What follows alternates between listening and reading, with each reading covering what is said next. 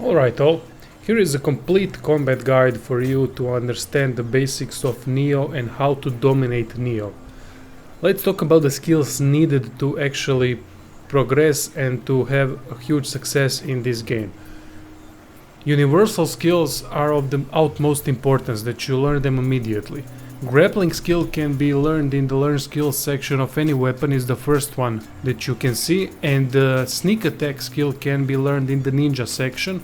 It's all the way down and it costs only 1 ninjutsu, but you need to complete the dojo quest Way of the Ninja Novice. It's available right after first story mission, so you don't have to worry about that. Just go to your dojo and complete it.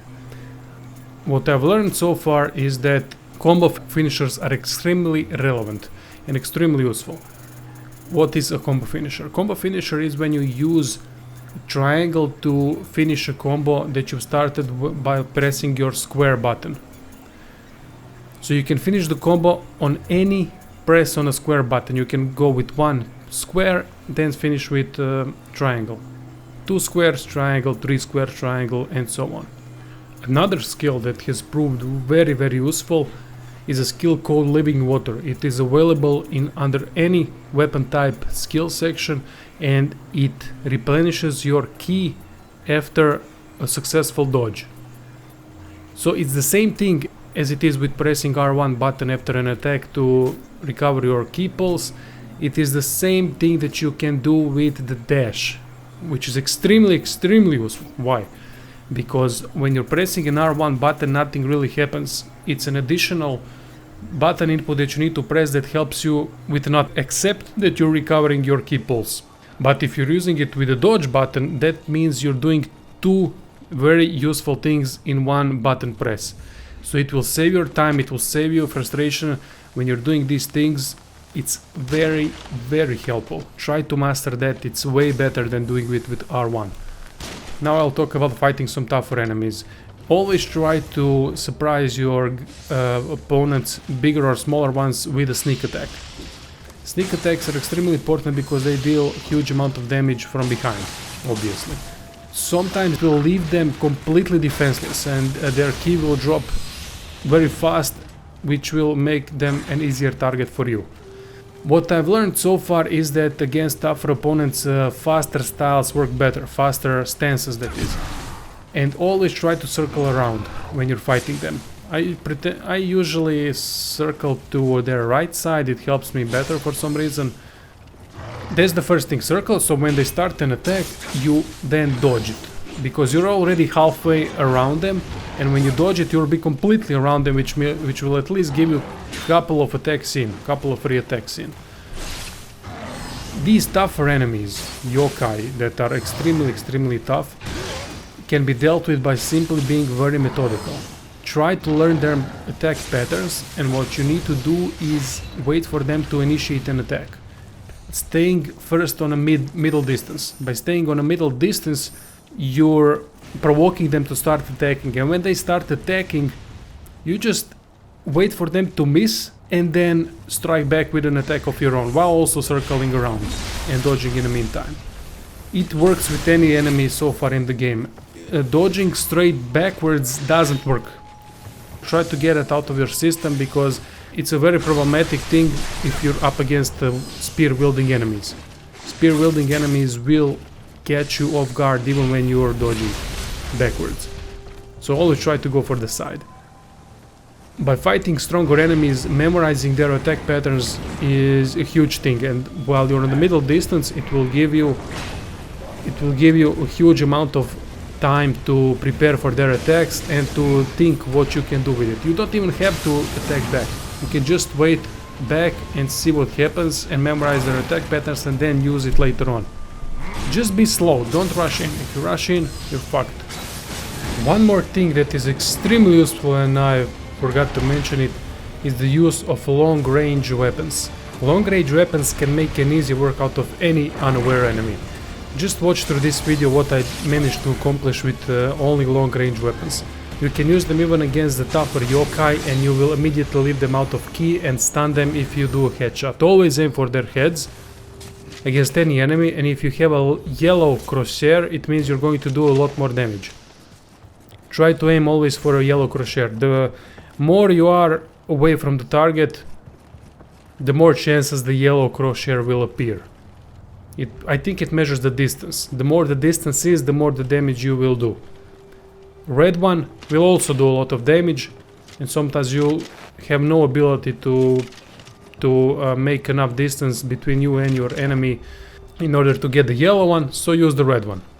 But either way, use long range weapons, and if you're up against samurai enemies that have heavy helmets, you need to use guns. Guns negate any kind of helmet, while bows will not do anything. It will just remove their helmet, but then they are aware and you can't do unaware attacks on them, because every subsequent attack, if they are aware, will deal a lot less damage.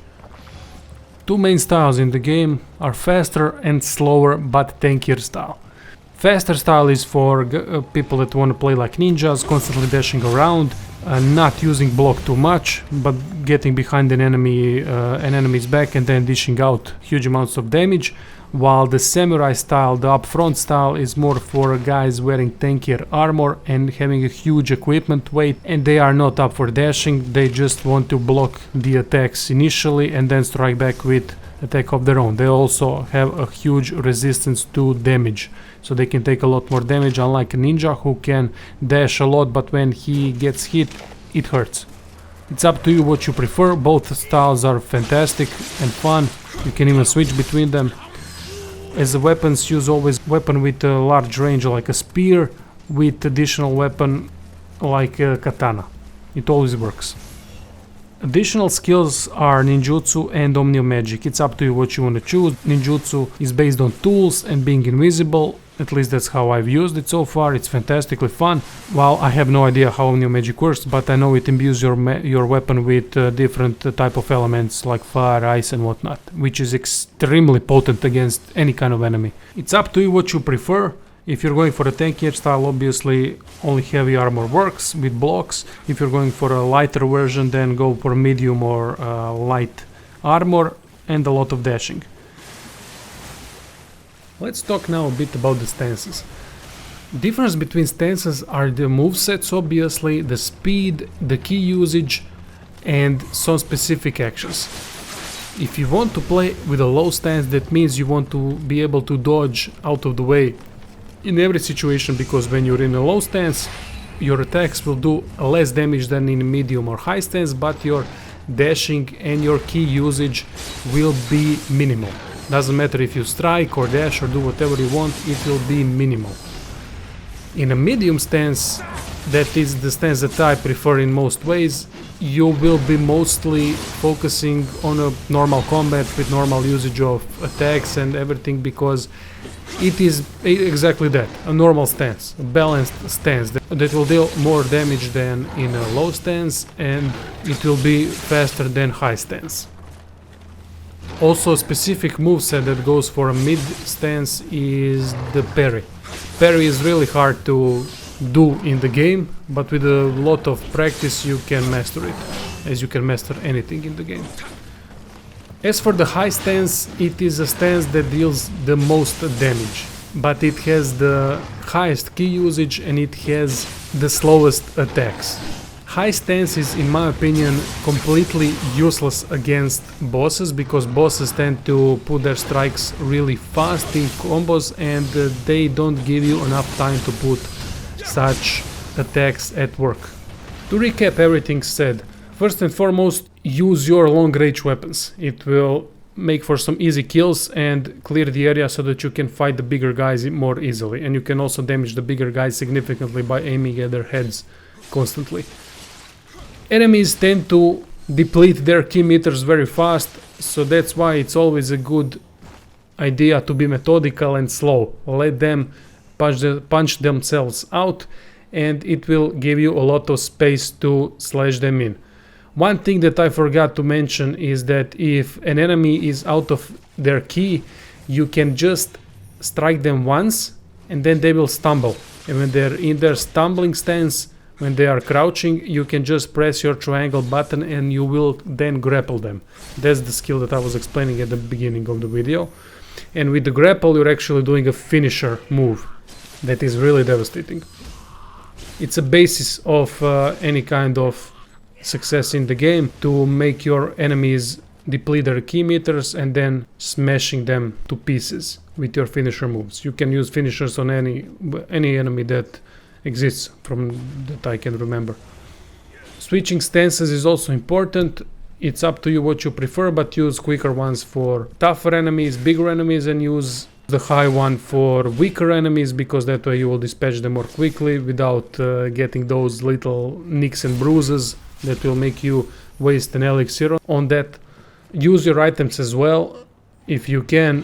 For example, use salt on yokai, that will deplete their key meters, and it can also remove their yokai pulls. When you use a key pulse as well on the yokai pull, but it needs to be a perfectly timed pulse, then it will remove the pull itself. Key usage is the most important thing in the game, that's without a doubt. If you can practice your key management and key pulse recovery, then you're good to go. With those additional tips that I mentioned in the video, you will be dominating Nioh in no time. Thank you all for watching, and see you in the next video.